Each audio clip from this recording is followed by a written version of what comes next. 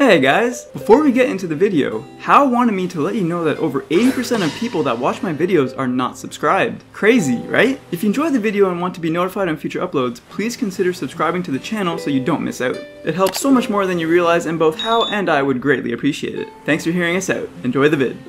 I've given Game Freak a lot of flack over the past year regarding their lackluster animations, and all of it was warranted and justified. However, not all of their animations are lifeless, stilted, and expressionless. So for today's video, we will be going over the best idle animations Game Freak has to offer. First up is none other than Mr. Mime. Mr. Mime is, well, a mime. Bruh. A mime is an imitation artist that performs illusions. One such illusion is called the wall. It's where the mime pretends there's an invisible wall in front of them. Game Freak's Mr. Mime idle animation elicits this idea perfectly. Pokemon Battle Revolution attempted something very similar with Mr. Mime, but the way Game Freak's Mr. Mime is animated conveys the invisible wall more clearly, with its janky motions that has it moving exclusively in one dimension, as if though he's trapped inside of a small glass box. Galarian Mr. Mime is in a similar boat, but instead of being based on a mime, as the name would suggest, this Mr. Mime takes inspiration from tap dancers. The particular tap dance technique Mr. Mime's performing is called a shuffle step, which is a pretty rudimentary tap dancing move. Even though both of these Pokemon have the exact same name, they are easily distinguished from both their design and animations. Mr. Rime is similar to Galarian Mime, but he uses an advanced form of the shuffle step. Rime's design is interesting, but his animation elevates him as a character even more. Hitmontop is known for spinning on its pointed top to deliver devastating kicks.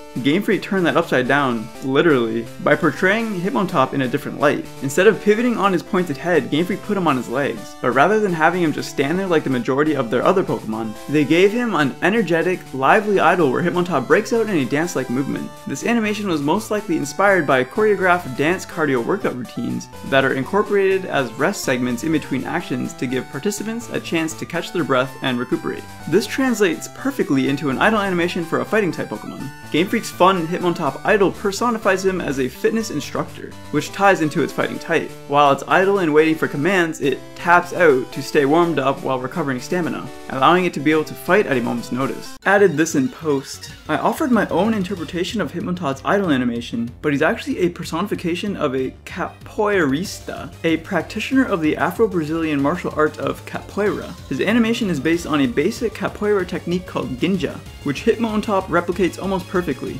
The ginja is a simple yet fundamental movement that emphasizes both offense and defense, which is most likely what inspired Tyrogue's evolution method. Tyrogue only evolves into Hitmontop if both his attack and defense are equal at level 20. All of this is significantly cooler than my interpretation and makes Hitmontop's animation even better than it already is. I wish Game Freak employed this level of creativity and ingenuity to more of their Pokemon. Stuff like this is so interesting and makes you appreciate the craft of Pokemon creation even more.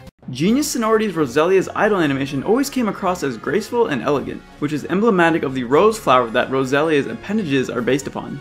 Game Freak took note of that and felt it necessary to create a strikingly similar idle animation for their own Roselia. It's no coincidence that both animations are very similar, and Roselia is no exception, which we will see in a sec. Game Freak is most definitely cognizant of the work put in by Genius Sonority to bring the Pokemon to life, so that begs the question why they felt it necessary to strip so much personality and expression from a vast majority of Pokemon, but then leave it intact for others. I really appreciate the innovation present with Hitmontop by applying a different concept to it, which in turn has the player perceive the Pokemon differently. Sadly, out of the near 500 animated Pokemon in Pokemon Battle Revolution, Hitmontop is the only example I know of where Game Freak implemented any semblance of creative innovation to an idle animation.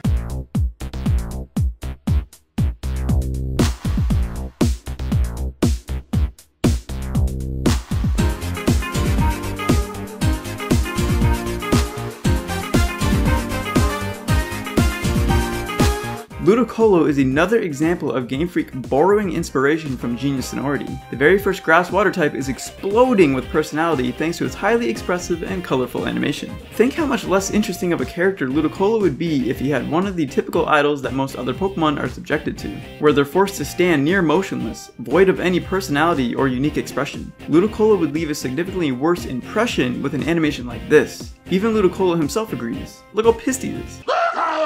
Spinda is yet another example of Game Freak basing their animations off of Genius Sonority, and for good reason. Their animations do an excellent job of complementing a Pokemon's concept and design. As for Spinda, he appears to be in a kind of drunken stupor. He can be seen stumbling around, barely able to stand. This is playing off of Spinda's swirly eyes, which often signifies dizziness. A perfect blend that is seemingly trivial and quick to take for granted, but truly does go a long way into personalizing and breathing life into these characters. A simple example that I've used time and time again is Blastoise and his cannons. His cannons shoot water out of them, a trivial matter at first glance, but so much is lost from the fact that Game Freak continuously fails to respect such a fundamental, inherent character trait. Wailord Size is another good example of character identity and integrity lost due to a lack of proper consideration and care. Spinda too could have fallen victim in a similar manner just as easily. Next up is Oricorio from Gen 7's Alola, more specifically the POW form of Oricorio. This animation takes inspiration from the region itself, which is based on Hawaii. The dance it's performing is called the Hula Dance, a dance developed by the Polynesians that settled on the Hawaiian Islands. It serves as a visual portrayal of the accompanying chant or song called the Ali or Mele, respectively.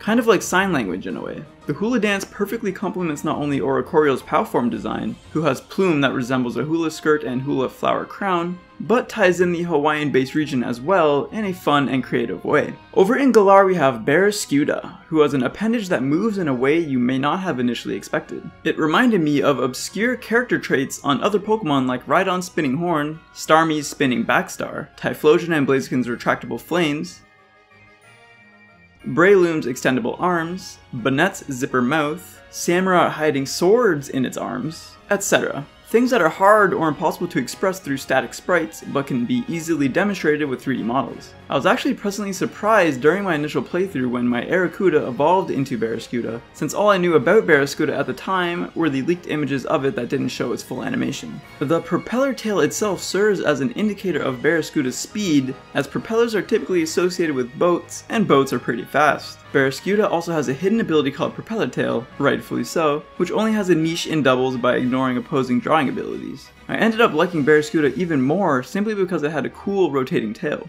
Those are all of Game Freak's best idle animations. Which one was your favorite and why? Leave your thoughts down below in the comment section. Until next time, thanks for watching you guys.